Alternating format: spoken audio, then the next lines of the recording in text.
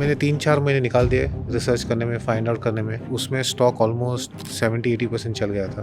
Actual गलती वो हुई कि वो 70-80% चलने के बाद भी मैंने इन्वेस्ट नहीं किया, बिकॉज़ वहाँ से वो स्टॉक कम से कम 20 गुना चल गया है। I missed out on almost 20 bagger. एक आध कंपनी ऐसी थी कि जहाँ पे हमको पता चला कि प्रमोटर एक छोटे गाँव से आया हुआ है, ऑडिटर भी वही गाँव का है। अब ये देखोगे कि गाँव छोटा है, क्या प्रोबेबिलिटी कि वो दोनों एक दूसरे को नहीं जानते। अमेरिकन ऑटोमेकर है, उन्होंने कुछ अपने इंजीनियर्स को निकाल दिया था, एआई सिस्टम लगा दी थी। उन्होंने सोचा कि एआई सिस्टम से हम हमारी कार की डिज़ाइन, प्लानिंग एक्सेट्रा सब कर लेंगे। कोई भी टेक्नोलॉजी जब नई आती है, अगर आप उसको अडैप्ट नहीं करोगे तो आप पीछे रह जाओगे। AI will not replace an analyst, but an analyst using AI will.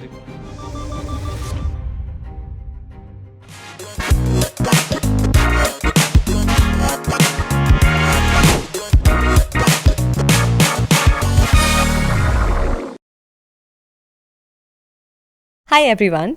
आज हमारे शो पे जो गेस्ट हैं वो बहुत ही स्पेशल हैं क्योंकि उन्होंने पिछले 22 सालों से इस इंडस्ट्री को डीपली स्टडी किया है और वो एसबीआई के फंड मैनेजर हैं। आपको उनसे बहुत सीखने मिलेगा। उनका नाम है रुचित मेहता। उन्होंने पहले सेल साइड एनालिस्ट से शुरू किया था और आज वो एसबीआई के फंड मैनेजर हैं। तो आई होप सो आपके ध्यान में जितने भी डाउट्स हैं, जितने भी क्वेश्चंस हैं, हम कोशिश करेंगे कि हम इस पॉडकास्ट में आंसर करें। और आपके कोई भी अगर डाउट्स हो, अगर आपको फिर भी कोई कन्फ्यूजन है तो प्लीज़ कमेंट सेक्शन में मेंशन करिएगा। Hi Ruchit, welcome to Money Talks. Thank you for joining us. और मेरे पास आपके लिए बहुत सारे क्वेश्चंस हैं, बहुत सारे डाउट्स हैं जो मैं लिख कर लाई हूँ और हम एक एक करके सारे क्वेश्चन समझेंगे। पर इससे पहले कि हम शुरू करें, मैं आपसे पूछना चाहती हूँ कि आप कैसे हैं और अभी आपको मार्केट कंडीशंस के हिसाब से क्या लग रहा है कि नेक्स्ट अभी क्या होने वाला है। Thank you for having me on the show.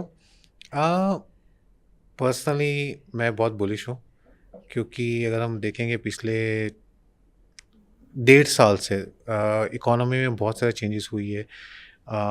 Tax cuts हुए, जीएसटी कट्स हुए, बहुत सारी एफर्ट्स गवर्नमेंट की तरफ से आई है to improve basic economic fundamentals.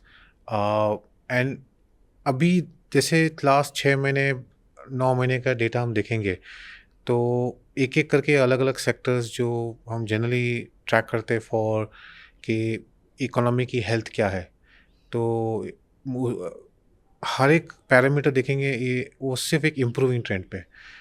जैसे फॉर एग्जांपल हम देखेंगे क्रेडिट ग्रोथ है, right. Credit growth mid to high single digits में था बहुत टाइम के लिए, एंड बट लास्ट 6-9 महीने देखेंगे we started to go towards 16-17% number. So बहुत सारे पैरामीटर्स जो इकोनॉमिक हेल्थ के इंडिकेटर्स होते हैं वो रीजनेबल से वेरी गुड स्ट्रॉन्ग मोमेंटम दिखा रही है। तो मुझे लग रहा है कि थोड़ा एक इकोनॉमिक टर्न आया है। ऑब्वियसली ये जो अभी कॉन्फ्लिक्ट हुआ है, ऑयल प्राइसेस का मूव हुआ है, तो थोड़ा सा एक ऐसे कि स्पीड ब्रेकर आ गया अपनी जो ग्रोथ जर्नी में था। बट अदरवाइज मुझे लगता है कि फंडामेंटल्स थोड़े एट द मार्जिन इम्प्रूव हो रहे। तो मैं तो क्वाइट पॉजिटिव हूँ मार्केट्स के बारे में। करेक्ट। और मैंने पढ़ा था कहीं पे कि आपने as a sell side analyst शुरू किया था इस इंडस्ट्री में और इतने सालों बाद आपने काफ़ी सारे अलग अलग कंपनीज के साथ काम किया और अभी आप एसबीआई में हैं, फंड मैनेज कर रहे हैं। तो जाहिर सी बात है कि इतने सालों में एक इंसान से काफ़ी सारी मिस्टेक्स होती हैं। आपके हिसाब से आपकी सबसे कॉस्टली मिस्टेक क्या थी? उस थीसिस के पीछे रीज़न क्या था? और आपको क्या लगता है कि वो गलती कहाँ हो गई? मेरी सबसे कॉस्टली मिस्टेक अगर उसके बारे में बात करें तो एक कंपनी है जिसको मैंने स्टडी किया था ऑलमोस्ट 10-12 साल हो गए। जब मैंने एसबीआई ज्वाइन किया था तो मैं oil and gas sector track करता था। तो उसकी एक एंसिलरी सेक्टर का जो एक कंपनी था मैं स्टडी कर रहा था। तो जब मैंने उसको उसके बारे में स्टडी किया तो on paper fantastic business, decent growth, family owned company थी। मैं मिलने गया उनको, प्लांट देखा, सब कुछ अच्छे से काम किया।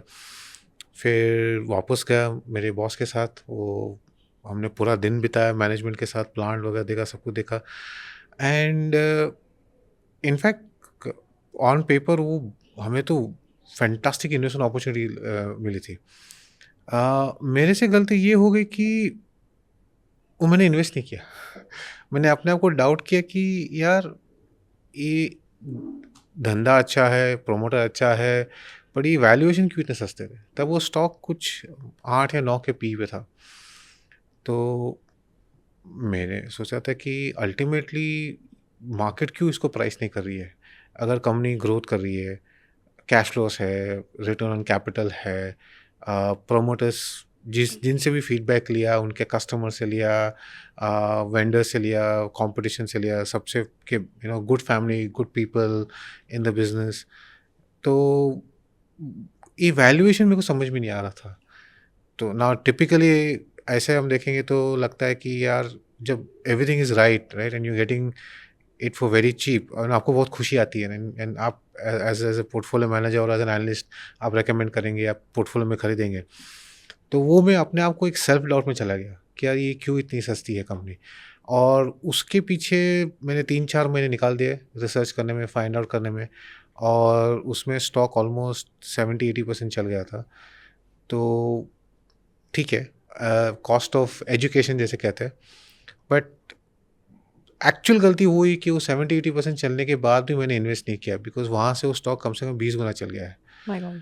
And I always regret that सब काम किया था, सब कुछ किया था, बट थोड़े सेल्फ डाउट की वजह से जो मैंने काम और किया, पर उसके बाद भी मैंने कॉन्फिडेंस नहीं लिया अपने आप के अपने काम में कि कि ये स्टॉक यहाँ से भी इन्वेस्टेबल है। लगा कि हाँ 70-80% चल गया, 8 का पी कंपनी था, 30% अर्निंग्स ग्रोथ आ गई, तो 8 का पी 12 का हो गया, तो वैल्यूएशन भी 50% बढ़ गया, अर्निंग्स ग्रोथ भी 30% आ गई, तो भी और क्या मिलेगा यहाँ से, राइट? तो वो एक मेरी सबसे बड़ी कॉस्टली मिस्टेक रही है कि I missed out on almost 20 bagger.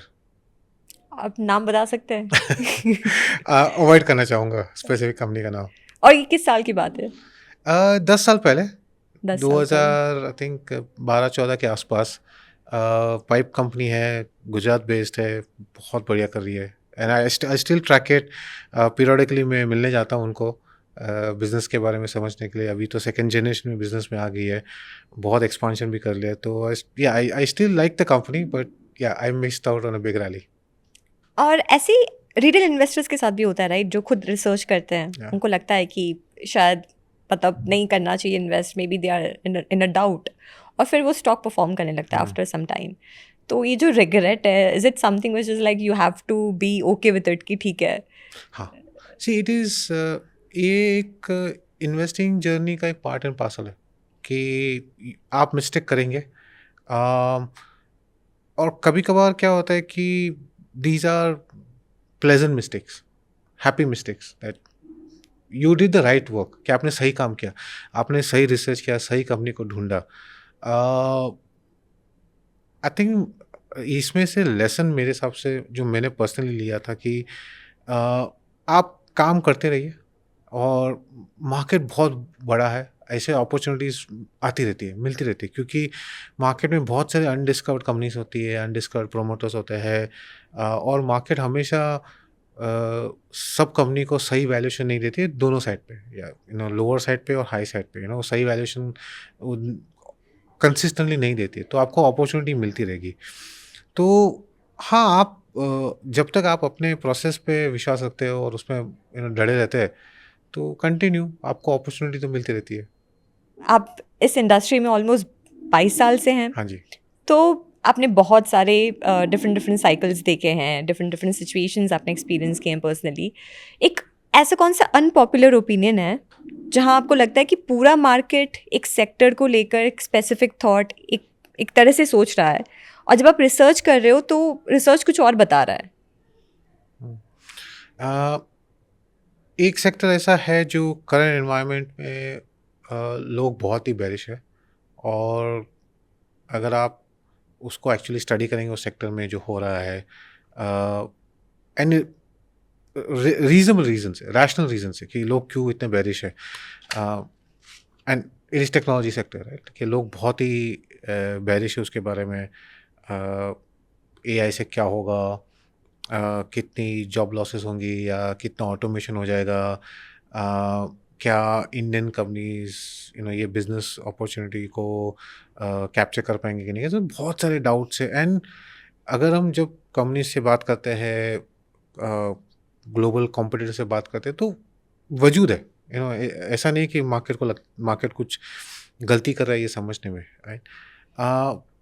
पर एक एक एलिमेंट है मुझे लगता है कि जो कंसर्न्स है शायद से अ, थोड़े से ओवरब्लोन है, राइट।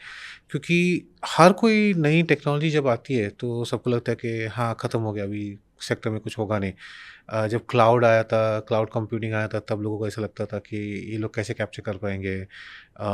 इंफ्रास्ट्रक्चर इन्वेस्टमेंट्स, जो इंफ्रास्ट्रक्चर मैनेजमेंट बिजनेस आया था, तब लोगों को लगता था ऐसा हो जाएगा। तो पीरियोडिकली टेक्नोलॉजी सेक्टर में एवोल्यूशंस आते रहते हैं, राइट।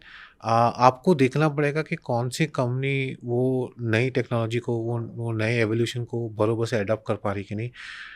क्योंकि हर सिनेरियो में विनर्स और लूजर्स रहेंगे। तो आई थिंक यहाँ पे एक है कि पॉपुलर ओपिनियन है कि एआई आ जाएगा, धंधा चला जाएगा, या मार्जिन कम हो जाएंगे, लोग compete नहीं कर पाएंगे। एंड उसकी वजह से आईटी कंपनीज को लोग आज इन्वेस्ट नहीं करते, राइट। और आप देखेंगे कहाँ वैल्यूएशंस कहाँ पे, कुछ कुछ कंपनीज तो ऑलमोस्ट नो ग्रोथ सिनेरियो पे आ गई है कि ना, आप basically almost bond type valuations पे कुछ कंपनी से दिखती है। पर आई थिंक अगर आप थोड़ा सा और मेहनत करेंगे, डीप डाइव करेंगे, ये जो एआई की टेक्नोलॉजी है, राइट। अभी आजकल तो सब लोग बात करते हैं, बहुत इंस्टेंटली किसी से बात करेंगे, सबके मोबाइल फ़ोन में चैट जीपीटी होगा, जेमिनाई होगा, जो भी वो लेटेस्ट ऐप है, राइट। तो सब बोलते हैं देखो ये हो गया, वो हो गया। अ, है वो एआई का अपॉर्चुनिटी, है वो एआई टेक्नोलॉजी की कैपेबिलिटी की आपको बहुत कुछ करके दे सकती है। But at a corporate level वो इम्प्लीमेंट करना, उसके बेनिफिट निकालना, एप्रोप्रिएट बेनिफिट यूज़ करना, अ, वो इतना अभी तक यूज़ केस प्रूवन नहीं है। तो जैसे अभी बीच में एक इंटरेस्टिंग आर्टिकल आया था कि एक अमेरिकन ऑटोमेकर है, उन्होंने कुछ अपने इंजीनियर्स को निकाल दिया था और एआई सिस्टम लगा दी थी, और उन्होंने सोचा कि एआई सिस्टम से हम हमारी कार की डिज़ाइन, प्लानिंग एक्सेट्रा सब कर लेंगे। तो ठीक है, इन्वेस्टमेंट कर लिया, टेक्नोलॉजी डाल दी, बट कुछ महीनों के बाद पता चला कि ये तो गलत आउटपुट आ रहा है। और उन्होंने जाके वापस से जो इंजीनियर्स को फायर किया, उनको पूरी टीम को वापस से रीहायर किया। तो it is not black and white कि ऐसा नहीं है कि हर आईटी कंपनी बर्बाद हो जाएगी या हर आईटी कंपनी ये अपॉर्चुनिटी नहीं पकड़ पाएगी। मुझे लगता है कि ट्रूथ कहीं मिडल में है। कुछ कंपनी स्ट्रगल करेंगी, बट बहुत सारी कंपनीज ऐसी भी होगी इंडिया में जो एजाइल है, वो कैपेबल है कि ये अपॉर्चुनिटी को यूज़ कर पाएगी और अपने बिजनेस को ग्रो कर पाएगी। अभी ऐसे अनपॉपुलर व्यू या ऐसे डिफ़िकल्ट व्यू लेना का एक ही चैलेंज होता है कि इसको समय लगेगा, राइट? पर आपके पास एक एडवांटेज ये है कि इन कंपनीज़ के वैल्यूएशंस आपके फ़ेवर में है। जब कंपनीज़ 12, 14, 15, 16 के पी पे होती है, राइट? और ये कंपनीज़ कैश फ्लो जनरेट करती है, इनका कैपिटल कुछ है नहीं, बहुत कैश रिज़र्व्स भी है उनके पास, तो एक वैल्यूएशन आपके फ़ेवर में है। तो अगर आप एक पेशेंट इन्वेस्टर हो और कुछ यूनिक कंपनीज़ को आप देखोगे, तो आपको अपॉर्चुनिटीज़ मिलेगी, बट थोड़ा-सा पेशेंट रहना पड़ेगा इसमें। बिजनेस साइकिल्स की बात करते हैं अभी। कोई एक लीडिंग इंडिकेटर है जो एक रिटेल इन्वेस्टर यूज़ कर सकता है ये जानने के लिए कि कोई सेक्टर का जो उसका बिजनेस साइकिल है वो अब नए फेज़ में एंटर करने वाला है? एक कोई स्पेसिफिक इंडिकेटर नहीं है, पर अगर आप एक रेंज ऑफ इंडिकेटर्स देखेंगे, उससे आपको समझ में आ जाएगा कि क्या ये सेक्टर नेगेटिव या पॉजिटिव डायरेक्शन में चेंज हुआ है कि नहीं, राइट? तो जैसे पॉजिटिव की बात करते हैं, टिपिकली कोई भी बिजनेस साइकिल देखेंगे हम, कोई भी सेक्टर का होगा, राइट? तो जब हम नेगेटिव साइकिल से पॉजिटिव जा रहे हैं, राइट, सबसे पहले आपको डिमांड ग्रोथ में एक इम्प्रूवमेंट दिखना चाहिए, राइट? दैट डिमांड खराब थी, अभी डिमांड इम्प्रूव हो रही है। उसके बाद आपको डिमांड अगर इम्प्रूव हो रही है तो आपको प्रॉफिट मार्जिन एक्सपांशन दिखना चाहिए। बिकॉज अगर डिमांड इम्प्रूव हो रही है और आपको ग्रोथ आ रहा है, तो आप शायद से आपको कॉस्ट स्ट्रक्चर जो डिफ़िकल्ट था, आप प्राइस बढ़ा सकते हो, थोड़ा सा आप कस्टमर को पुश बैक करते हो। उसके बाद कैश फ्लोज इम्प्रूवमेंट दिखने चाहिए। तो typically start of a good cycle, right, use आपको ग्रोथ दिखेगा, फिर प्रॉफिट ग्रोथ दिखेगा, फिर कैश फ्लो ग्रोथ दिखेगा। तो ये सब जब इंडिकेटर्स आती है और एक एंड कंसिस्टेंटली आती है, 4 5 6 क्वार्टर से आपको दिखेगा कि ग्रोथ आ रही है वापस में, प्रॉफिट इंप्रूव हो गया है, कैश फ्लो आ गया है। कैश फ्लो के साथ पहले तो डेट कम होता है, क्योंकि कंपनीज हमेशा जब कोई खराब साइकिल से अच्छे साइकिल में आती है, जनरली थोड़ी कॉन्जर्वेटिव होती है कि भाई पता नहीं कि ये साइकिल सस्टेन होगी कि नहीं होगी। तो सबसे पहले कॉस्ट कम करो, सबसे पहले डेट रीपे करो, तो बैलेंस शीट इंप्रूव करो, थोड़े स्ट्रांग हो जाओ। उसके बाद जब मोमेंटम सस्टेन होता है, तब जाके बोलेगी यार ये तो मोमेंटम सस्टेन हो रहा है। और जब मोमेंटम सस्टेन हो रहा है तो एक लेवल का एक डिमांड सप्लाई में मिसमैच आ जाएगा। डिमांड ज़्यादा है, सप्लाई कम है, तो प्रॉफिट मार्जिन एक्सपेंशन आ जाएगा। फिर आपको कैपेसिटी डालनी पड़ेगी। तो एक ये typically different stages of growth कोई भी सेक्टर में हम देखेंगे। जैसे अब देखेंगे रियल एस्टेट, राइट, 2017-18 तक, 10 साल, 10 12 साल से, 2008-9 तक रियल एस्टेट का एक बहुत अच्छा बूम था प्रीवियस साइकिल में। उसके बाद ऑलमोस्ट 10 साल तक रियल एस्टेट सेक्टर एकदम ही टफ एनवायरनमेंट में था। प्राइसेस नहीं बढ़ रहे थे, सेल्स फ्लैट थी, कंपनीज के डेट बढ़ गए थे, बहुत सारे कंपनीज बैंकरप्ट हो गई या बहुत टफ सिचुएशंस में थी। बट लास्ट 4 5 साल आप देखेंगे रियल एस्टेट सेक्टर में सेल्स ग्रोथ इंप्रूव हो गया, उसके साथ प्राइसिंग इंप्रूवमेंट आ गई, मार्जिन एक्सपांड हो गया, कैश फ्लो बढ़ गया, डेट कम हो गया, राइट। तो very similar cycles, bad cycle में आपका डेट बढ़ गया, डिमांड कम हो गया, कोलैप्स हो गया, सेम रिवर्स होना चालू हो गया। तो जब आप 4 5 6 क्वार्टर तक ये ग्रोथ विथ कैश फ्लो देखेंगे, it's a good sign that the sector change हो गया है, फ्रॉम नेगेटिव टू पॉजिटिव में जा रहा है। एंड उसको कंटिन्यूसली अगर मॉनिटर करेंगे और अगर ये मोमेंटम सस्टेन होगा, तो फिर देन यू कैन एक कॉल ले सकते हो कि हाँ ये सेक्टर का भी पूरा ट्रेंड रिवर्स हो गया है। सेम रिवर्स में भी होता है कि जब पीक ऑफ द साइकिल में बहुत सारी कंपटीशन आ जाएगी, नए बहुत सारे कैपेसिटी आ जाएंगे, प्राइसिंग पावर गिर जाएगा, मार्जिन कम हो जाएंगे, केपेक्स या एक्सपांशन करने के लिए आप बहुत सारा डेट लेते हो।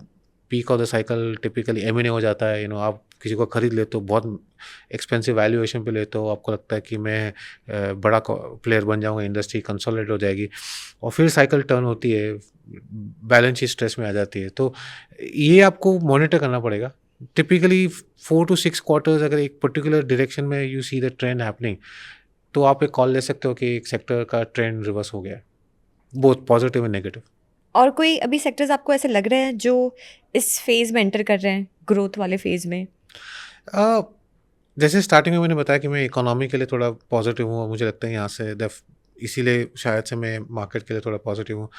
आई थिंक कंज्यूमर ऐसा सेक्टर है जहाँ पे एंड अक्रॉस स्टेपल्स डिस्क्रेशनरी के, जहाँ पे कुछ समय के लिए ग्रोथ थोड़ी वीक थी। लोग इतने कॉन्फिडेंट नहीं थे कि ग्रोथ कितनी आएगी, mid single digit, lower single digit. But अब तक के जो भी पिछले 3 4 क्वार्टर्स के रिजल्ट्स आप देखेंगे, तो एक पर्टिकुलर इम्प्रूविंग ट्रेंड है।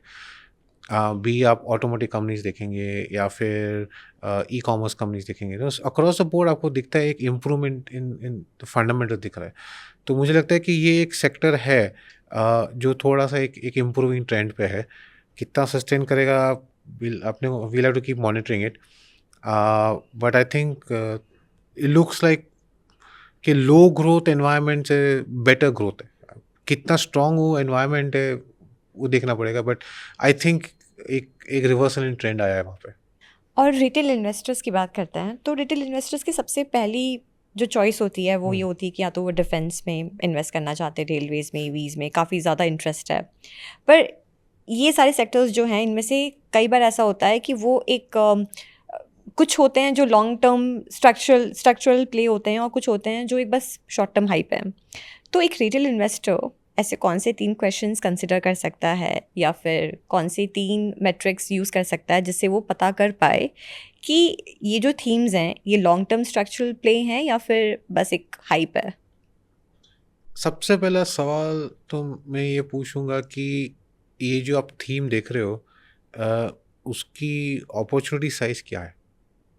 क्योंकि अगर अपॉर्चुनिटी बड़ी है तो ये potentially long term structural story हो सकती है, राइट। जैसे हम डिफेंस की बात करेंगे, राइट, इंडिया का एक पर्टिकुलर डिफेंस स्पेंडिंग है गवर्नमेंट ऑफ इंडिया का। हिस्टोरिकली सबसे ज़्यादा एक्सपेंडिचर इम्पोर्ट्स में होता था, हम इंडिया के बाहर से प्रोडक्ट्स लेके आते थे, across everything, arms, ammunition, bullets वगैरह सब कुछ है। अगर ये जो एक डिफेंस एक्सपेंडिचर है और एक पर्टिकुलर लेवल की उसमें ग्रोथ आती है, राइट, सो जैसे टिपिकली गवर्नमेंट का स्पेंडिंग एक नॉमिनल जीडीपी के रेट में ग्रो होगा, तो अगर हम नॉमिनल जीडीपी मान लीजिए कि 10-12% नॉमिनल जीडीपी ग्रोथ है, राइट, तो 12% से अगर ये एक्सपेंडिचर ग्रो, तो साइज बड़ा है, 12% से ग्रो है, तो पहला मैं सवाल ये पूछना चाहूँगा, ये जो थीम जो है उसका अपॉर्चुनिटी साइज क्या है? दूसरा, मैं ये सोच रहा हूँ कि ये सेक्टर या ये जो थीम जो चल रहा है उसमें लोगों के एक्सपेक्टेशंस क्या है, राइट, माने वैल्यूएशंस कहाँ पहुँच गए, लोग क्या ग्रोथ एस्टिमेट कर रहे हैं। अगर आप अज्यूम कर रहे हो कि ये कंपनी 60, 70, 80, 90, 100 के पी पे है, तो आपको क्या लेवल का ग्रोथ आप बिल्ड कर रहे हो कि आपको 15% रिटर्न मिलेगा, राइट? क्योंकि अगर आप कुछ चीज़ को आप बहुत ज़्यादा पे करोगे, राइट, तो आपको अल्टीमेटली रिटर्न आपके बहुत मीडिया होंगे। तो क्या वैल्यूएशन है ये सेक्टर्स में, क्या ग्रोथ एक्सपेक्टेशन है, आई थिंक वो एक बहुत ही इम्पोर्टेंट एलिमेंट होता है। अ, तीसरा है जो आप खुद एक असेसमेंट कर सकते हो कि अ, कितना एक लेवल का ये मीडिया बज़ है, कितना सब लोग, जैसे हम देखेंगे तो डिफेंस 4 साल पहले कोई दिखता नहीं था, सडनली बड़ा सा थीम हो गया, बड़ा प्ले हो गया। अभी बहुत एयूएम भी आ गया, बहुत लोग उसमें पार्टिसिपेट भी कर रहे हैं, बहुत मीडिया बज़ भी है, सब कुछ हो गया। अब ये लेट स्टेज पे अगर आप इन्वेस्ट करेंगे, तो जो साइकिल का जो बड़ा रिटर्न है, वो तो आ चुका है। यहाँ से वो बड़ा रिटर्न नहीं आएगा। तो अगर आप पास का बड़ा रिटर्न देख के आप बोलोगे कि हाँ, ये सेक्टर ने मान लीजिए 30% रिटर्न दिया है एवरी ईयर कंपाउंडेड लास्ट 5 साल के लिए, तो आगे भी जाके क्यों नहीं 30% आएगा? वो ऐसा नहीं होता। आई थिंक वो एक बड़ी गलती होती है। तो आई थिंक ये तीनों चीज़ देख के अगर आप इन्वेस्ट करेंगे, तो आपको एक रीज़नेबल इन्वेस्टिंग एक्सपीरियंस मिलेगा। पर अदरवाइज़ अगर आप देखेंगे कि यार मैंने देखा नहीं कि साइज़ ऑफ अपॉर्चुनिटी क्या है, बट थीम चल रहा है तो मैंने इन्वेस्ट कर लिया है। उसके पीछे मैंने कोई रिसर्च कम कर लिया, बट महँगे स्टॉक्स है, बहुत सारे एयूएम चेज़ कर रहा है उसमें, और मैंने पास्ट रिटर्न देख के मैंने अभी डाल दिया, तो you will have a bad experience. Whether आप पॉजिटिव रिटर्न कमाते हो कि नहीं वो अलग बात है, बट आपका एक एक्सपेक्टेशन मीट नहीं कर पाओगे आप लोग। जैसे भी यहाँ से अगर मैं एक्सपेक्ट करूँगा कि जो डिफेंस सेक्टर मल्टीफोल्ड हो गया है, आगे जाके भी वही होगा, बहुत मुश्किल है, बहुत ही मुश्किल है। बिकॉज़ इतना साइज़ भी नहीं है, आई मीन है साइज़, बट इतना नहीं है कि आपको यहाँ से भी 30-40% एवरी ईयर कंपाउंडिंग दे सके, राइट? तो ऐसे बहुत सारे बेसिक क्वेश्चंस अगर आप पूछेंगे, तो आप खुद एक डिसीजन ले पाएँगे कि should I be in this theme और should I be in this sector और नॉट। तो अभी कोई अगर इन्वेस्टर एंटर करना चाहता है डिफेंस में और इन्वेस्ट करना चाहता है, तो आप सजेस्ट करोगे कि अभी शायद सही टाइम नहीं है? See, I think any sector, if you invest, taking into consideration that what is my time horizon, right, and what is my return expectation.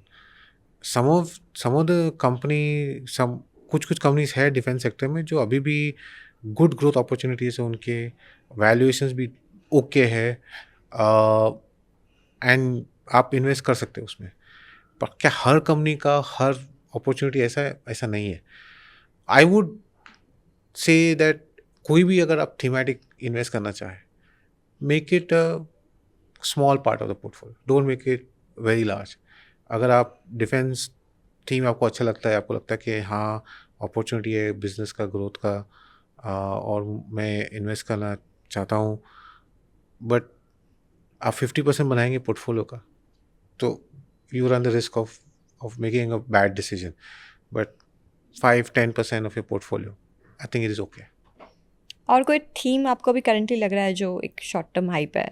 Generally मुझे तो कोई भी थीम बेस्ड इन्वेस्टिंग हाइप ही लगता है, बिकॉज वो theme क्या है, कितना सस्टेनेबल है, I find it generally difficult, because themes can fade very quickly, so you have to be very careful, and but you can also make very big money in themes, right? uh, all of these themes, railway, defence, जो last 3-4 साल में, और अभी data centres और वो सब जो है, सबके वैल्यूएशन एक्सपेंसिव है, right? Now are these a themes ये समय पे इन्वेस्ट करने के लिए? यू कैन, बट आपके रिटर्न्स इतने अच्छे नहीं होंगे जितने पास्ट में हुए। बहुत सारे ऐसे सेक्टर्स है, जैसे कंज्यूमर कंजम्पशन थीम है, आई थिंक अगर इकोनॉमी टर्न हो गई है, बैंकिंग एज अ सेक्टर है, लोन आपका, advances growth, credit growth, system growth was 10-11% था, अब 17% पे आ गया है। अब कैटेगरी बाय कैटेगरी अगर आप देखेंगे, consumer durable growth on lending is, so NBFC lending to consumer durables को 30-40% ग्रोथ हो रहा है, विच मीन्स दैट कि a consumer is doing good, lending is doing fine. तो I would rather invest today in, say, banking theme, consumption theme, rather than sort of chase what already is done well. आपके कुछ हम तौर तरीके या कैसे आप इन्वेस्टिंग को लेकर सोचते हैं उसके बारे में बात करते हैं। क्या आपका कोई प्लेबुक है जो आप अप्लाई करते हो जब किसी भी स्टॉक से एग्जिट लेना होता है? सो एग्जिट करना सबसे मुश्किल होता है, क्योंकि एक उसमें एक बिहेवियरल बायस हो जाता है।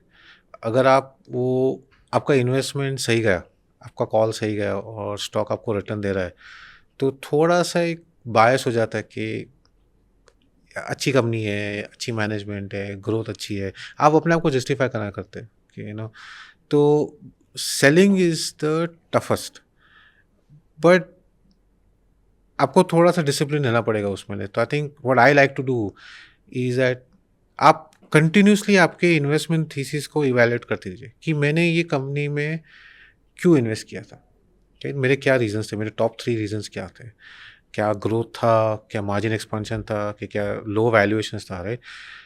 अगर मैं अपने इन्वेस्टमेंट थीसिस को पीरियोडिकली चेक करते रहो, पीरियोडिकली इवैल्यूएट करते रहो, तो I will be able to take a better decision when to cell.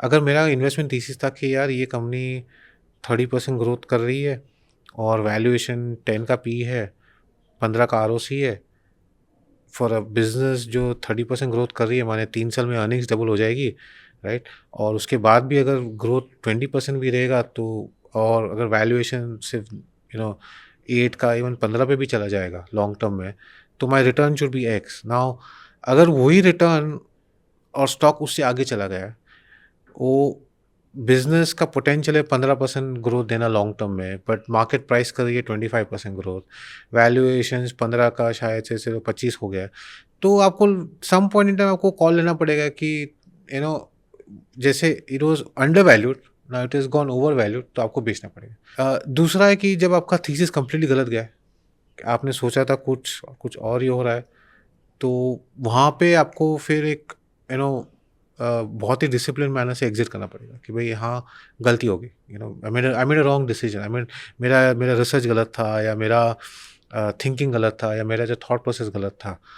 तो जब गलत जाते हो तो वापस से अगेन आपका एक थीसिस इवैल्यूएट कर लो कि भाई मैंने सोचा था कि कंपनी 25% ग्रोथ करेगी, बट कंपनी 7-8% के ऊपर भी ग्रोथ नहीं कर पा रही है, स्ट्रगल कर रही है, तो कुछ तो फंडामेंटली ब्रोकन है, राइट? तो मे बी आप वापस से काम करोगे, मैनेजमेंट से मिलोगे, कॉम्पिटिटर से, इंडस्ट्री, कस्टमर से, आई मीन आप आपका काम करोगे, बट उसके बाद भी अगर आपका थीसिस वैलिडेट नहीं हो रहा है, तो फिर आपको एग्जिट करना पड़ेगा।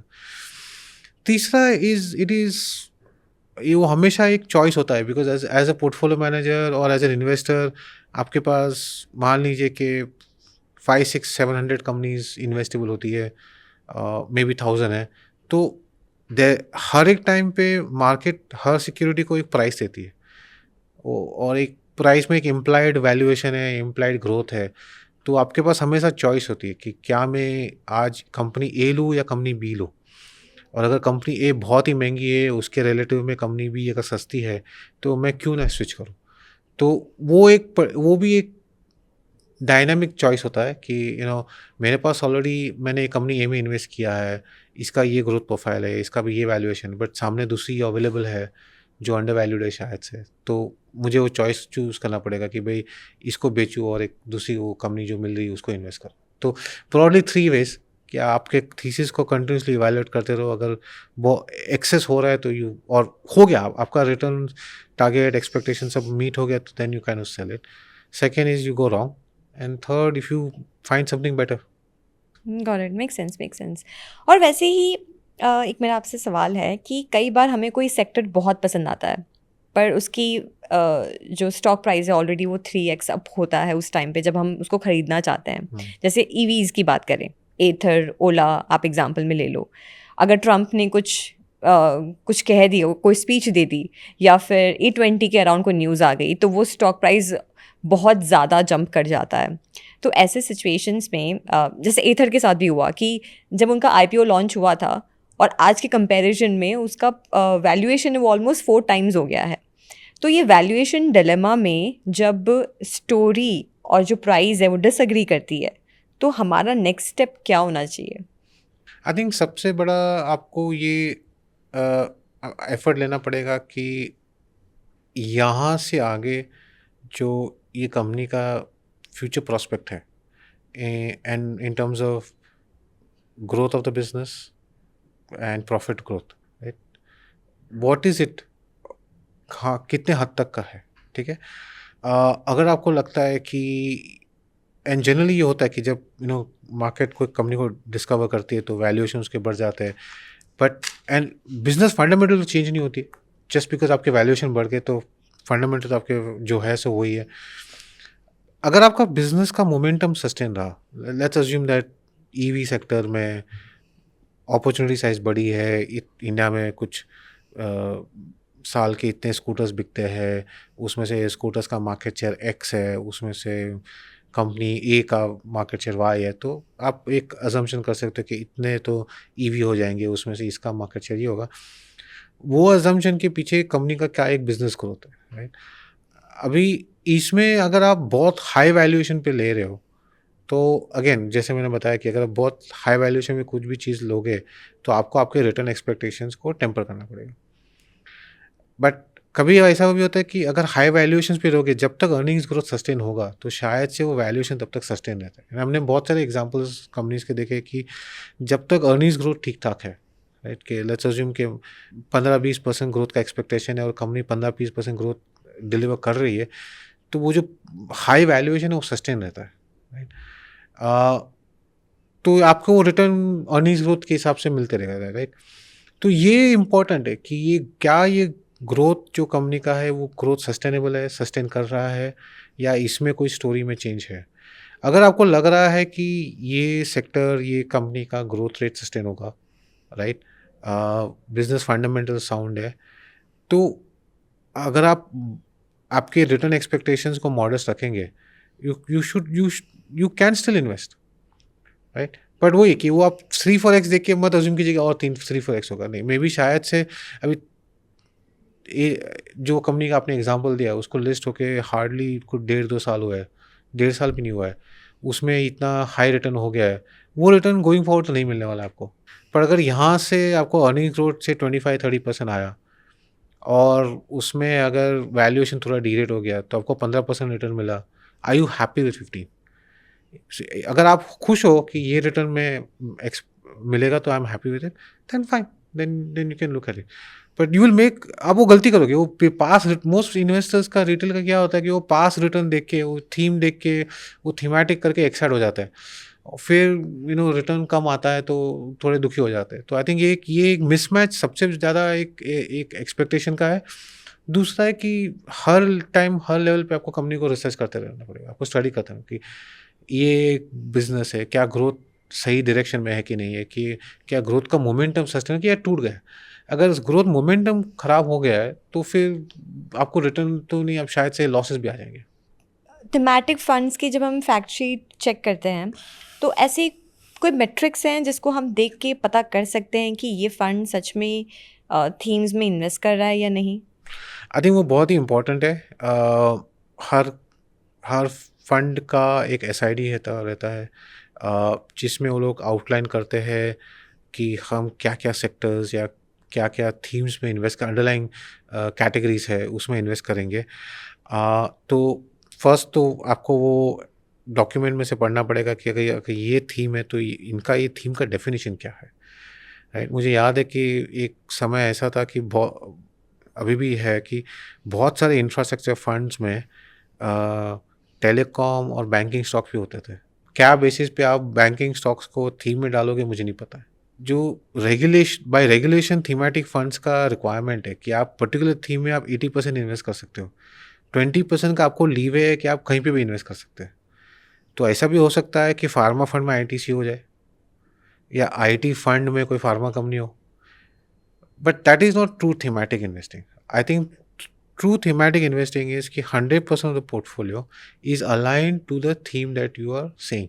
कि आपने आपके इन्वेस्टर के फैक्ट शीट में, आपके प्रेजेंटेशन में, आपके आपके जो regulatory documents S I D हो, किम हो, जिसमें आपने लिखा है कि हम ये पर्टिकुलर थीम में इन्वेस्ट करेंगे और ये सब कैटेगरी ऑफ सेक्टर्स है, तो कितना परसेंट ऑफ पोर्टफोलियो इससे मैच होता है। Ideally for me 100% of the portfolio excluding the cash should be in the theme, because then it tells me that the portfolio manager वो थीम के बारे में सोच रहा है, वो थीम के अकॉर्डिंगली उन्होंने पोर्टफोलियो कंस्ट्रक्ट किया है, राइट। ना कि देख रहे कि यार मेरे पास 20% लीवे और ये स्टॉक अच्छा लग रहा है तो थोड़ा रिटर्न खींचने के पीछे मैंने इसमें इन्वेस्ट कर लिया।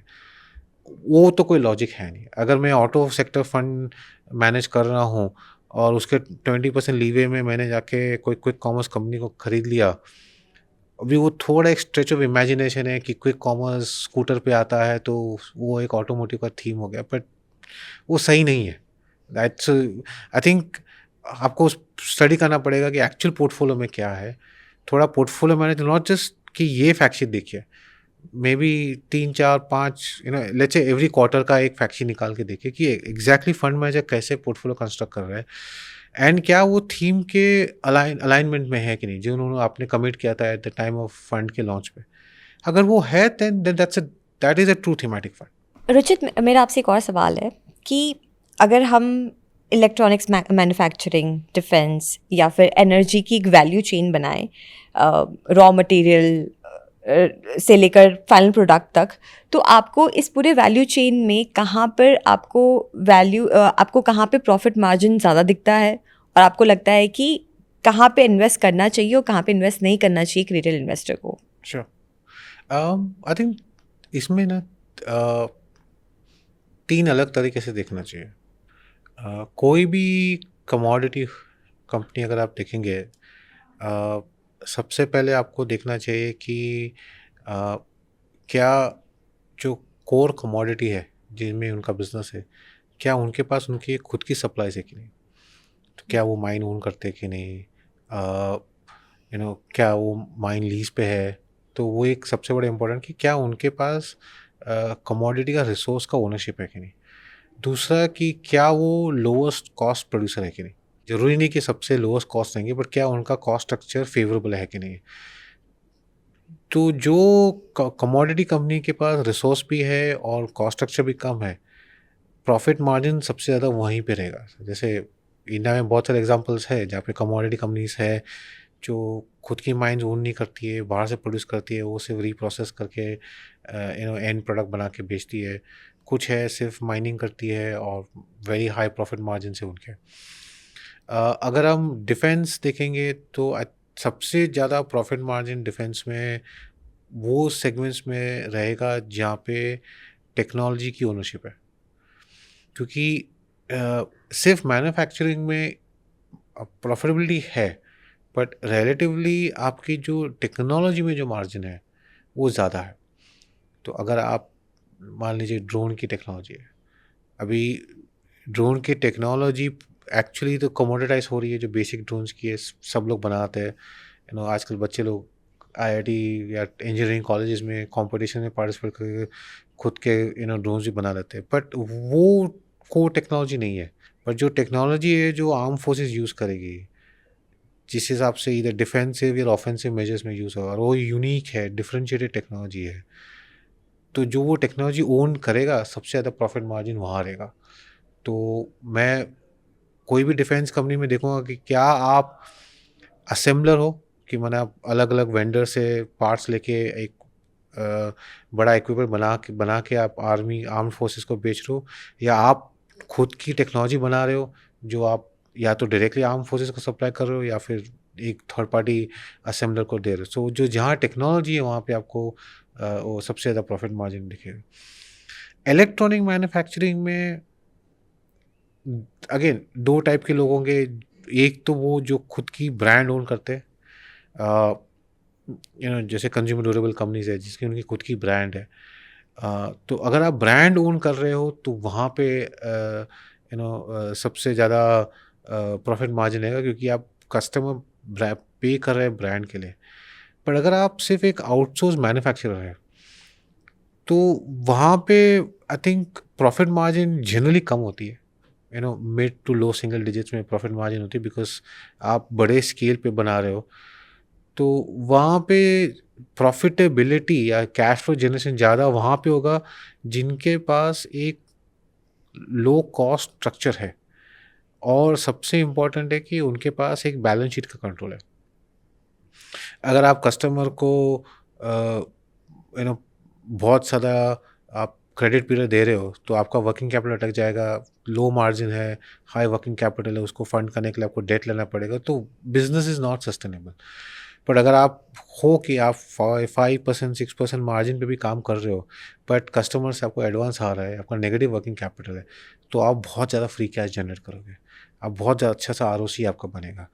तो इलेक्ट्रॉनिक मैन्युफैक्चरिंग में अगर आप ब्रांडेड कंपनी नहीं देख रहे हो तो आई वुड से कि रादर देन प्रॉफिट मार्जिन पे फोकस करने से ज़्यादा आप देखिए कि बैलेंस शीट का स्ट्रक्चर कहाँ है, कहाँ सबसे कम डेटर्स है, सबसे कम इन्वेंट्री साइकिल्स है, या फिर अगर इन्वेंट्री भी है तो उसके सामने आपका क्रेडिटर्स का क्रेडिट पीरियड भी है, और आप कैश फ्लो और बैलेंस शीट मैनेज कर रहे हो। क्योंकि इलेक्ट्रॉनिक सेक्टर में ग्रोथ बहुत स्ट्रॉन्ग रहा है, 25-30% नए नए कैटेगरीज आ रही है, प्रोडक्ट्स, कस्टमर्स, फैक्ट्रीज। तो हाई ग्रोथ पीरियड में अगर कैश नहीं जनरेट करोगे तो इवेंचुअली बिजनेस स्ट्रेस में आ सकती है। तो ये सेक्टर में मैं रिकमेंड करूँगा कि आप बैलेंस शीट को देखिए पहले, या प्रॉफिट मार्जिन के बदले। और एआई और सेमीकंडक्टर्स का प्योर प्ले इंडिया में अभी भी बहुत कम है, इसलिए ये सारे इन्वेस्टर्स जो हैं अभी भी प्रॉक्सीज में इन्वेस्ट कर रहे हैं। तो क्या कोई ऐसा मेट्रिक है जिसके थ्रू हम ये देख सकते हैं कि क्या वो सच में थीम प्ले कर रहा है या फिर बस एक मार्केटिंग लेबल है? नहीं, ये बहुत होता है कि कंपनीज बताएंगे कि हाँ हम भी डेटा सेंटर में जा रहे हैं, या हम भी एआई टेक्नोलॉजी अडॉप्ट कर रहे हैं, और तो थोड़ा सा तो गिमिक होता है। आई थिंक सबसे इम्पोर्टेंट रहेगा देखने के लिए कि वन, जो थीम है, तभी मान लीजिए कि डेटा सेंटर्स है, अगर डेटा सेंटर के आप एक वेंडर इकोसिस्टम में हो या सप्लायर इकोसिस्टम में हो, तो आपके बिजनेस का कितना परसेंटेज एक्चुअली वो डेटा सेंटर इंडस्ट्री में जा रहा है, या वो थीम में आप सप्लाई कर रहे हो। दूसरा, शायद से ये भी एक ग्रोथ सेक्टर है और ये नया है, तो मे बी अभी आपका परसेंटेज कम रहेगा बिजनेस का, बट 3 साल आगे या 4 साल आगे क्या ये बड़ा पार्ट आपका बिजनेस का बनने वाला है कि नहीं। अभी मान लीजिए कि अगर आज, अभी डेटा सेंटर का एग्जांपल ले लीजिए, अगर मैं एक पावर केबल कंपनी हूँ, मेरा 5% बिजनेस अगर आज डेटा सेंटर में जा रहा है तो मेरे लिए मटीरियल नहीं है। अभी वो पावर केबल कंपनी को मैं इन्वेस्ट करूँ डेटा सेंटर के थीम में तो गलत हो जाएगा। फ्यूचर में जाके अगर बट ये 5% अगर 50% होने वाला है तो सही थीम का एक इन्वेस्टमेंट हो सकता है इसमें। पर आगे जाके भी वो 5% का 10% ही होने वाला है, तो फिर वो थीमेटिक इन्वेस्टिंग नहीं है, तो फिर वो थीम का प्ले नहीं है। बिकॉज 90% धंधा तो आपको बाकी अलग सेगमेंट्स ऑफ द इंडस्ट्री से आने वाले हैं। उधर कुछ गड़बड़ हो गया तो ये इतना बड़ा भी नहीं है, या इतना बड़ा भी ग्रो नहीं हो रहा है कि उसको रिप्लेस कर पाएगा। तो ये देखना ज़रूरी है कि ये आज का परसेंटेज ऑफ रेवेन्यूज वो थीम में कितना है, दूसरा आगे जाके भी कितना बड़ा होगा।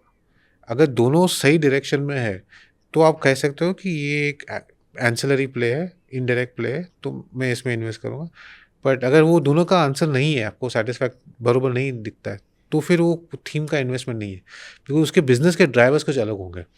अभी मान लीजिए वही केबल कंपनी का एग्जांपल है, अगर उसका सबसे बड़ा बिजनेस रियल एस्टेट ओरिएंटेड है, हाउसिंग केबल्स एंड वायर्स का है, तो अगर वो हाउसिंग का डिमांड 3 साल के बाद कम हो गया, या फिर रियल एस्टेट इंडस्ट्री एक स्लो डाउन में चली गई और वहाँ पे नेगेटिव 10% ग्रोथ आ गया, तो ये आपका 5% भी अगर 10% हो गया, आपको 5% एक्स्ट्रा बिजनेस मिला एक पर्टिकुलर नए थीम में से, मगर वो 90% 10% से डी हो गया, तो कंपनी एग्रीगेट बिजनेस तो डी ग्रो कर रही है, तो ये कंपनी में से आपको रिटर्न नहीं बनेंगे।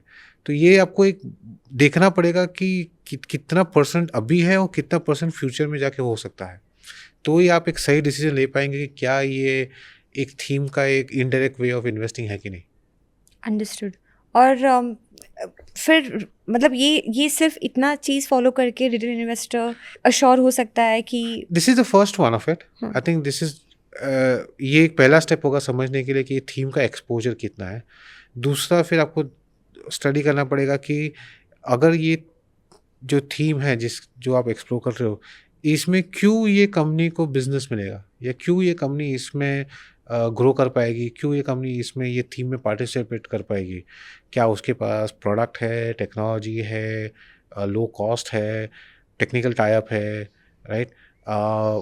जैसे हम ईवीज़ की बात कर रहे थे कुछ टाइम पहले, अब ईवीज़ में जाता है बैटरीज, राइट। इंडिया में लिस्टेड बैटरी कंपनीज भी है, तो वो भी एक थीमेटिक इन्वेस्टिंग हो सकता था कि ईवी का इन्वेस्टिंग है तो ये बैटरी कंपनीज है, बट इनके पास टेक्नोलॉजी नहीं थी जो ईवीज़ में जा रही है। अभी उन्होंने सबने टाइप कर लिया, सब अपनी एक्सपांशन इन्वेस्टमेंट कर रहे हैं, पर जो ओरिजिनल था वो कंपनीज कभी भी ईवी बैटरीज नहीं बना पाती थी, तो वो तो थीम था ही नहीं उनके पास। तो ये भी आपको इवैल्यूएट करना पड़ेगा कि हाँ ये थीम का एक एक्सपोजर हो सकता है, बट क्या ये कंपनी के पास राइट टू विन है कि नहीं, ये कैटेगरी में, कि अगर right to right to win, win कि अगर फॉर एग्जांपल किसी ने 1 गीगावाट का डेटा सेंटर का अनाउंसमेंट कर लिया, अभी उसमें इतने सारे मान लीजिए पावर केबल्स चाहिए, क्या ये कंपनी को टेंडर में पार्टिसिपेट करने को मिलेगा कि नहीं, पार्टिसिपेट कर पाएगा, उसके बाद क्या इसको ऑर्डर्स मिलेंगे कि नहीं। तो ये एक असेसमेंट करना पड़ेगा कि भाई हाँ ठीक है थीम है, बट क्या आपके पास राइट प्रोडक्ट है कि नहीं है, राइट टेक्नोलॉजी है कि नहीं जो आपके एंड कंज्यूमर यूज़ करेंगे। अगर वो भी नहीं है तो ना माने आप कुछ भी असेसमेंट करें, फिर तो ये थीम प्ले आउट नहीं होगा। तो आई थिंक ये देखना पड़ेगा कि अभी कितना एक्सपोजर है, फ्यूचर में कितना हो सकता है, पर उसके पीछे क्या कंपनी के पास टेक्नोलॉजी है, प्रोडक्ट्स है, कैपेसिटी है कि नहीं, तो ही एक सही तरह से ये थीम प्ले आउट हो सकता है। और कई बार ऐसा होता है कि फंडामेंटल स्ट्रॉन्ग होते हैं, सब कुछ प्रॉपर्ली अलाइंड होता है, फिर भी स्टॉक प्राइस नीचे गिर जाता है। जैसे रिसेंटली अभी बैंक ऑफ बड़ौदा के साथ हुआ कि उनकी सब कुछ सारे फंडामेंटल्स अलाइन थे, but due to recent settlement of $600 million with NMC Health उनका स्टॉक प्राइस 10% से भी नीचे गिर गया। तो ऐसे जो अनसर्टन न्यूज़ होती है या जो हम प्रिडिक्ट नहीं कर सकते, ऐसे सिचुएशंस में क्या रिटेल इन्वेस्टर को रिएक्ट करना चाहिए या फिर कम्प्लीटली इग्नोर करना चाहिए? कंप्लीटली इग्नोर तो नहीं करना चाहिए, क्योंकि आपको सबसे पहले ये असेस करना पड़ेगा कि जो न्यूज़ आई है जिसकी वजह से कंपनी के स्टॉक प्राइस में इम्पैक्ट आया है, कि ये जो न्यूज़ है उसकी मटीरियलिटी क्या है। मटीरियलिटी माने कि कितना बड़ा इम्पैक्ट आएगा बिजनेस पे। अगर इम्पैक्ट है बट स्मॉल है, शॉर्ट टर्म है, तो आप इग्नोर कर सकते हो। पर अगर इम्पैक्ट बड़ा है जहाँ पे शायद से आपका कंपनी का बिजनेस मॉडल इम्पैक्ट हो सकता है लॉन्ग टर्म में, जैसे फॉर एग्जांपल अभी एक स्टेट ने अनाउंस कर दिया कि एक पर्टिकुलर डेट के बाद हम पेट्रोल और डीजल इंजन्स को अलाउ नहीं करेंगे इन टू व्हीलर्स, पेट्रोल इंजन नहीं अलाउ करेंगे टू व्हीलर कंपनी, मतलब आपको इलेक्ट्रिक ही बेचना पड़ेगा। अभी एक नेगेटिव भी है कि जो कंपनीज के बिजनेस पेट्रोल टू व्हीलर्स पे सर्वाइव करती है, बड़ा नेगेटिव इम्पैक्ट है और ये स्ट्रक्चरल है, अनलेस गवर्नमेंट उसको वॉक बैक करती है। But assuming government walk back नहीं कर रही है तो ये बड़ा स्ट्रक्चरल नेगेटिव है। तो आपको एक डिसीजन लेना पड़ेगा कि क्या ये स्टेट का कितना धंधा ये कंपनी के लिए आ रहा है, उसका बिजनेस के लिए, उसमें से ये स्कूटर्स का कितना आ रहा है। अगर बहुत बड़ा पार्ट है तो बिजनेस बहुत लंबे समय से इम्पैक्ट हो जाएगा, then may be the good time to exit even if the stock price is down. But if it is that हाँ ठीक है इम्पैक्ट है but it is only 5% of business, okay, I mean company will survive, it will figure out something else, वो कुछ और कर लेगी, right. तो डेफिनेटली इग्नोर तो नहीं करना चाहिए, एक असेसमेंट कर लो कि जो न्यूज़ है कितना इम्पैक्टफुल है, और कितना कंपनी के बिजनेस को बहुत पॉजिटिव एंड नेगेटिव इम्पैक्ट कर सकती है, and then take an inform decision. आप रिएक्ट मत कीजिए, आप रिस्पॉन्ड कीजिए मार्केट को, रिस्पॉन्ड कीजिए न्यूज़ को, स्टडी कीजिए, थोड़ा फाइंड आउट कीजिए। एंड आज के टेक्नोलॉजी एनवायरनमेंट में न्यूज़ इन्फॉर्मेशन तो बहुत फटाफट रैपिडली मिल जाती है, तो बट या आप कंप्लीटली इग्नोर भी मत कीजिए, इंस्टेंट रिएक्शन भी मत कीजिए। थोड़ा सा टाइम निकाल के स्टडी कर लीजिए कि क्या न्यूज़ है, क्या इम्पैक्ट है, और उसके बाद आपके अपने डिसीजन लीजिए। और कॉर्पोरेट गवर्नेंस और स्टॉक रिटर्न्स के बीच का कनेक्शन हमेशा डिबेटेबल रहा है। आपको हमेशा कॉर्पोरेट गवर्नेंस ने कैसे बड़े ब्लो अप से बचाया है? कोई एग्जांपल अगर आप दे सकें। ब्लो अप से ज़्यादा सिचुएशंस ऐसे होते हैं कि जहाँ हम इन्वेस्ट नहीं करते, क्योंकि हमने जो हमारे चेक्स है, जो हमारे रिसर्च से हमें पता चलता है कि शायद से सब सब कुछ ठीक नहीं है, या कुछ डाउट्स है हमारे माइंड में, जिसकी वजह से हम इन्वेस्ट नहीं करते। बट बहुत कुछ चीज़ें रिलेटिवली सिंपल होती है, जो कोई भी रिटेल इन्वेस्टर भी चेक कर सकता है। जैसे आपकी जो ग्रोथ इन रेवेन्यूज़ है और आपके ग्रोथ इन डेटर्स है, उसका रेशो क्या है। अभी मान लीजिए कोई कंपनी लास्ट ईयर उन्होंने 100 करोड़ का धंधा किया है, और ये साल उन्होंने 120 करोड़ का बिजनेस रिपोर्ट किया है, तो ग्रोथ इन रेवेन्यूज़ 20 करोड़ रहा है। अगर बैलेंस शीट पे मेरे पास अगर 30 करोड़ के डेटर्स है लास्ट ईयर, और ये साल 50 करोड़ के डेटर्स है, तो growth in revenues is 20 crore, growth in debtors is 20 crore. 100%। कोई भी धंधे में तो ऐसा होता नहीं है आप 3 महीने का क्रेडिट दोगे या 4 महीने का दोगे। तो अगर आप 3 महीने का क्रेडिट दे रहे हो तो 20%, आपका 20 करोड़ का रेवेन्यू ग्रोथ हुआ है, तो 5 करोड़ से डेटर बढ़ने चाहिए थे, तो क्यों आपके डेटर्स बढ़ गए। फिर आप देखोगे कितने 6 महीने से ज़्यादा है डेटर्स। तो थोड़ा सा एक बैलेंस शीट पढ़ने से आप फिगर आउट कर सकते हो कि कहाँ पे कुछ कंसर्न्स आ सकती है। कंपनी प्रॉफिट बता रही है पर कैश फ्लो जनरेट नहीं हो रहा है, right. Operating cash flow negative है, बिजनेस आ रहा है, ऑपरेटिंग कैश फ्लो नेगेटिव है, डेट बढ़ते जा रहा है। तो ये सब अच्छे सिग्नल्स होते हैं कि आपको पता चल जाएगा कि ये business I am okay to not make money.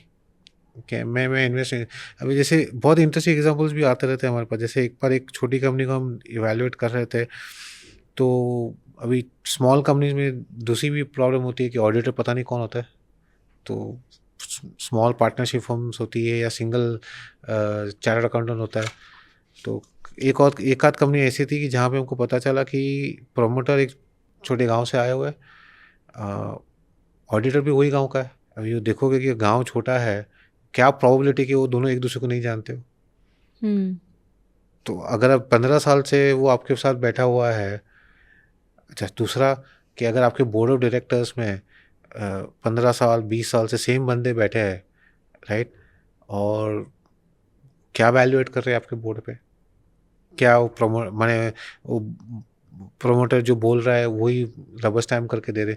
तो ये सब बेसिक चेक्स एंड बैलेंसेस आप खुद कर सकते हो एनुअल रिपोर्ट पढ़ के, और उसमें आपको पता चल जाएगा कि क्या ये बिजनेस इन्वेस्टेबल है कि नहीं है। तो आई थिंक रिलेटिवली सत्यम जैसे एग्जांपल्स बहुत कम है जहाँ पे बहुत ही ब्लैक एंड वाइट एविडेंस आ गया था। बट है, देयर आर बहुत सारे बिजनेसेस में आपको नहीं समझ में आएगा कि बिजनेस ग्रोथ दिखता है बट कैश फ्लो ही नहीं बन रहा है। तो या तो बिजनेस का ही प्रॉब्लम है कि इसमें कैश बनता ही नहीं है। जैसे कुछ कंस्ट्रक्शन, कुछ इंजीनियरिंग बिजनेस में ऐसा होता है कि इतना वर्किंग कैपिटल लगता है कि अगर ग्रोथ आया तो मैंने नेगेटिव कैश फ्लो गारंटीड है, बट जिस समय ग्रोथ बंद हो गया तो कैश फ्लो ही कैश फ्लो है। But India is a growth market, right. तो या तो ऐसा है कि बुक्स ऑफ अकाउंट्स क्लीन नहीं है। तो ये सब आप बेसिक्स देख सकते हो, एंड आप ओवर टाइम आपको भी समझ में आ जाएगा कि कि क्या ये बिजनेस में कुछ इन्वेस्टेबल है कि नहीं।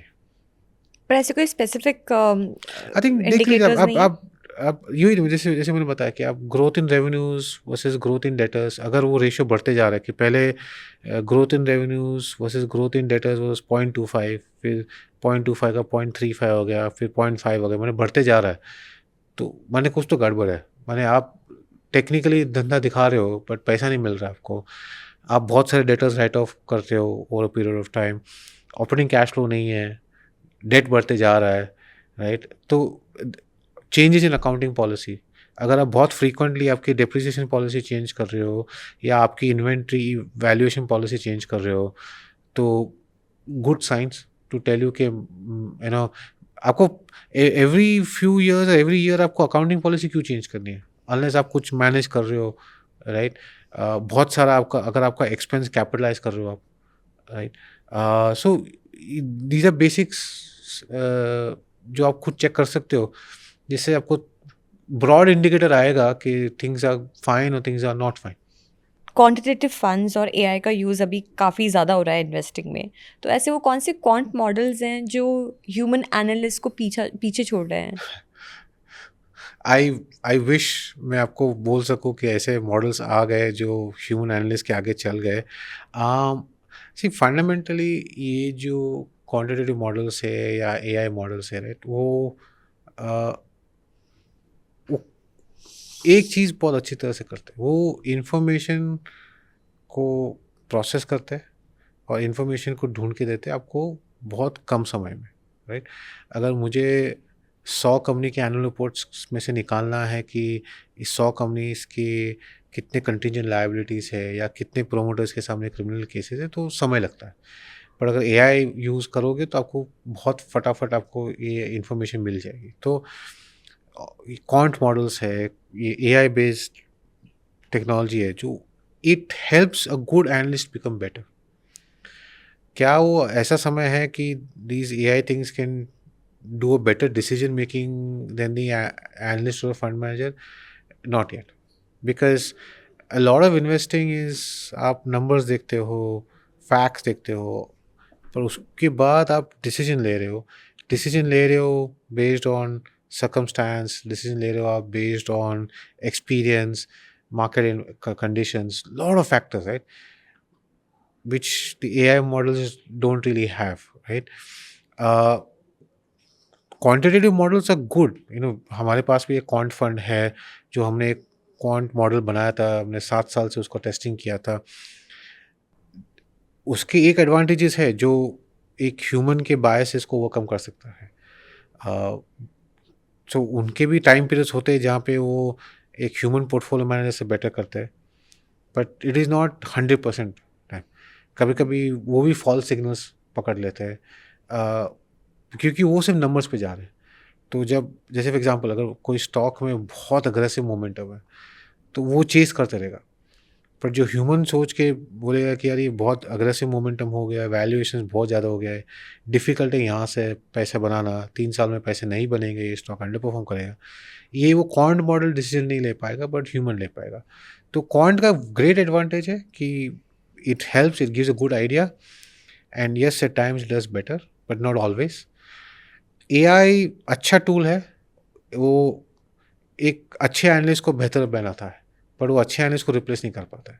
तो आई थिंक बहुत बहुत दूर है। देयर इज नो कंपटीशन, या फिर आगे नॉट जाके येट। भी आफ्टर मे बी सी 15-20 अगर years? अगर आप अभी कोई भी टेक्नोलॉजी जब नहीं आती है, अगर आप उसको अडेप्ट नहीं करोगे तो आप पीछे रह जाओगे। वर्ड, पावर पॉइंट, एक्सेल आने के पहले आप हाथ से लेके एनुअल रिपोर्ट बैठ के लोग नोट्स बनाते थे। फिर जब एक्सेल आएगा, अगर आप एक्सेल नहीं यूज़ करोगे तो आप पीछे रह जाओगे। तो it is something like this, अगर आज एनालिस्ट एक्सेल नहीं यूज़ करता है तो he is not going to be a good analyst, may not be a great analyst. तो सेम है कि अगर आप एआई टूल्स यूज़ करोगे तो you will become more efficient, you can become better. आपका इंफॉर्मेशन सर्च फटाफट हो सकता है, आप राइट टूल से आप बेटर इवैल्यूएशन कर सकते हो। बट तो जो जैसे मैं इंटरनली हमेशा जोक करता हूँ कि an AI will not replace an analyst, but an analyst using AI will replace an analyst not using AI, because it is just that आप एक टेक्नोलॉजी यूज़ करके आप बेटर बन रहे हो, मोर एफिशिएंट बन रहे हो, आपका काम फटाफट हो रहा है। और एक एवरेज रिटेल इन्वेस्टर जिसका 15-20 साल का होराइजन है और जिसने डाइवर्सिफाइड फंड्स में रेगुलर एसआईपीज कर रहा है, उसे अपने टोटल पोर्टफोलियो का कितना परसेंटेज थीमेटिक बेट्स में लगाना चाहिए? मेरा पर्सनल ओपिनियन हमेशा रहा है कि 10-15% से ज़्यादा कोई पर्टिकुलर थीम में इन्वेस्ट करना ज़्यादा रिस्की हो जाता है।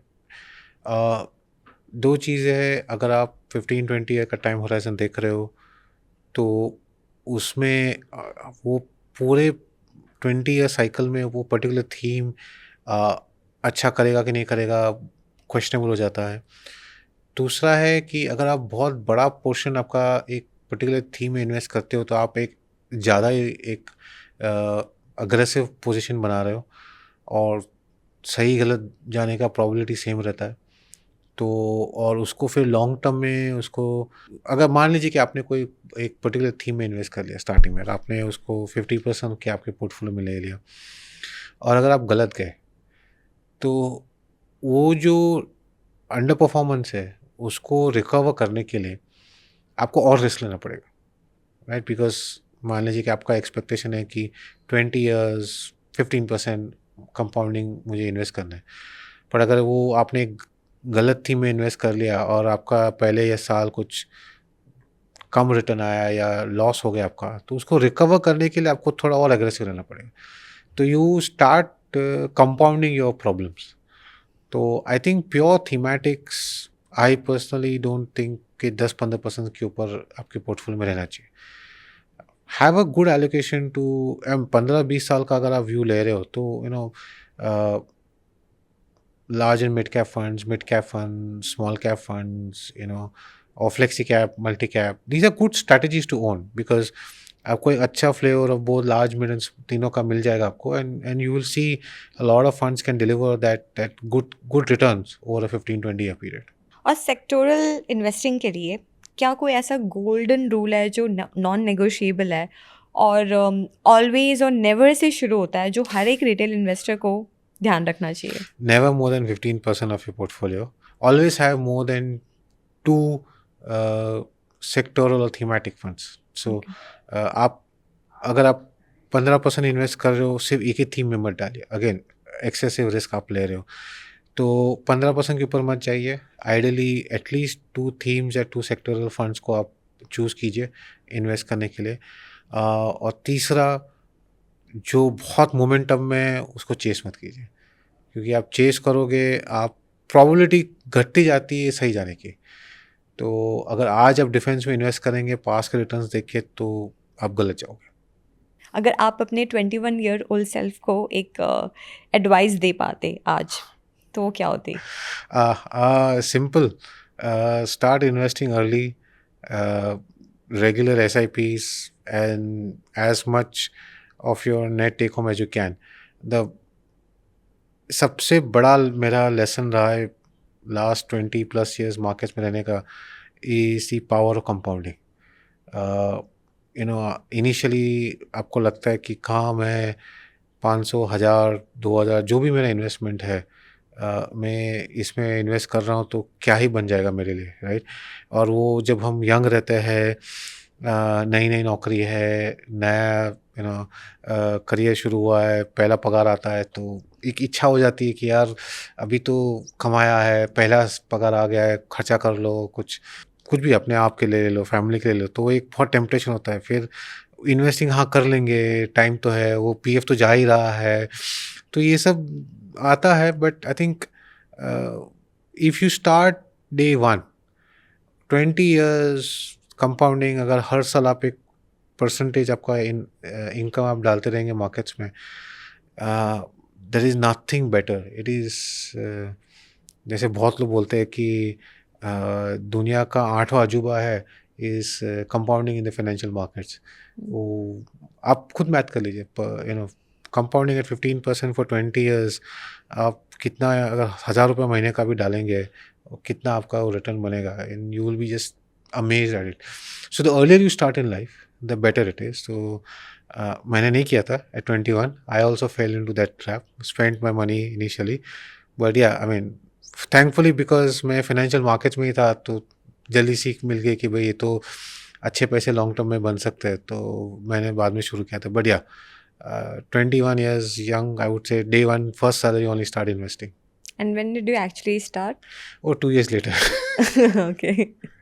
By the time I was, I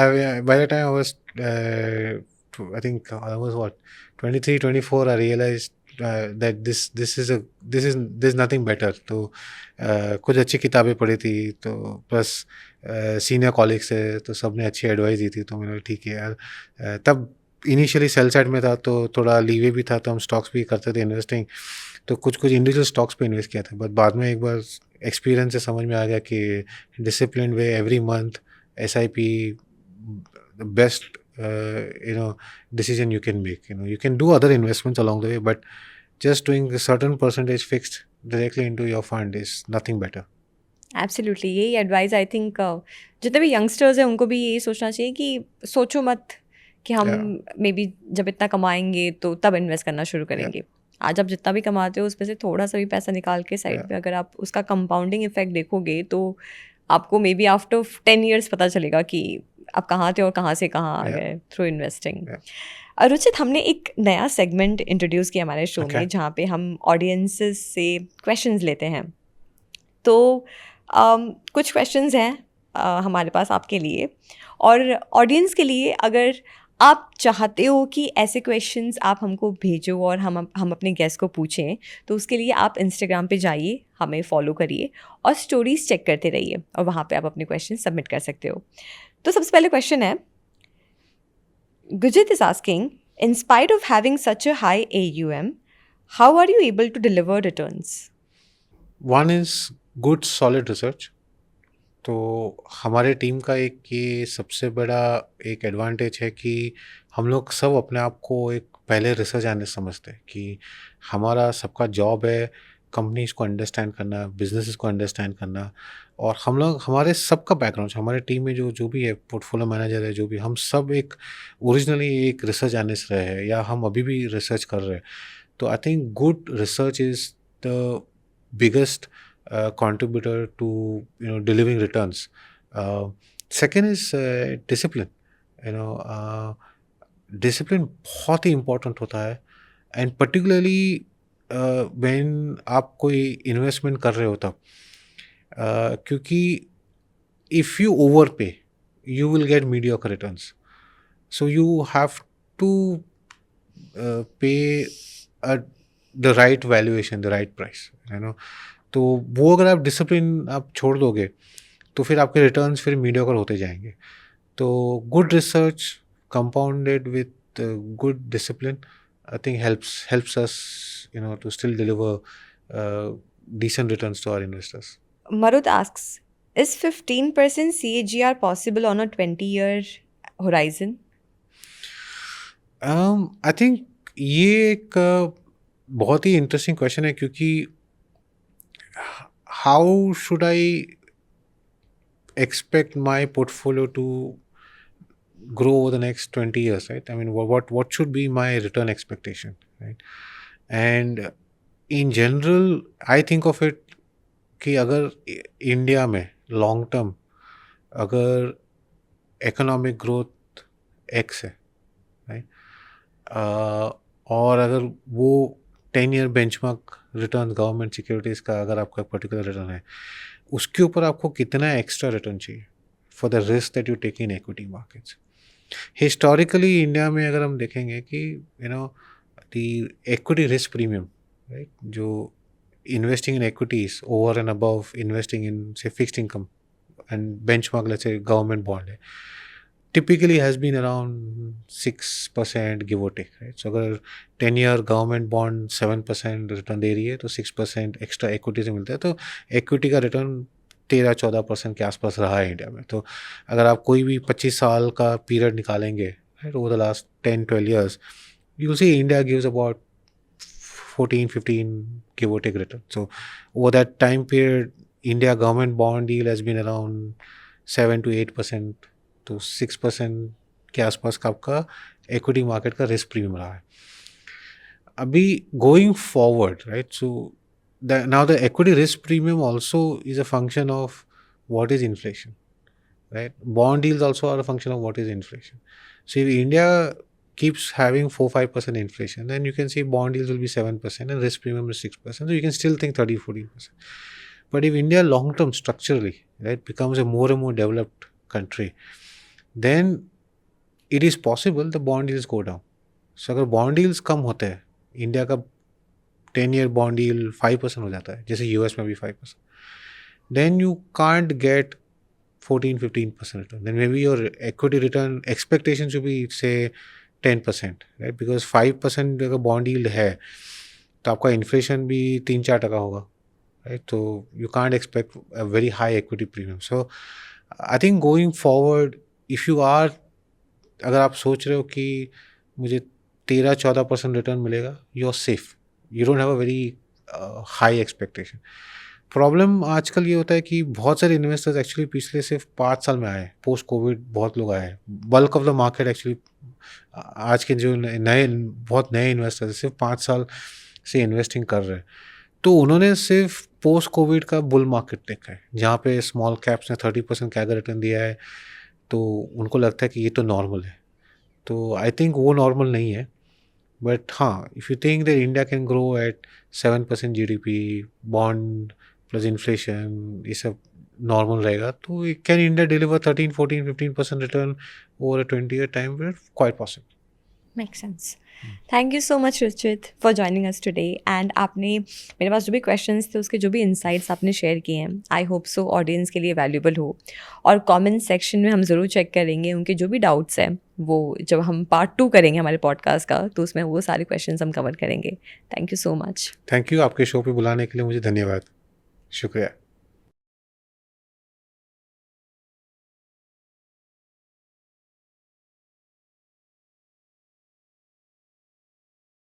Investment in securities market are subject to market risks. Read all the related documents carefully before investing. Please read the risk disclosure documents carefully before investing in equity shares, derivatives, mutual fund, and or other instruments traded on the stock exchanges.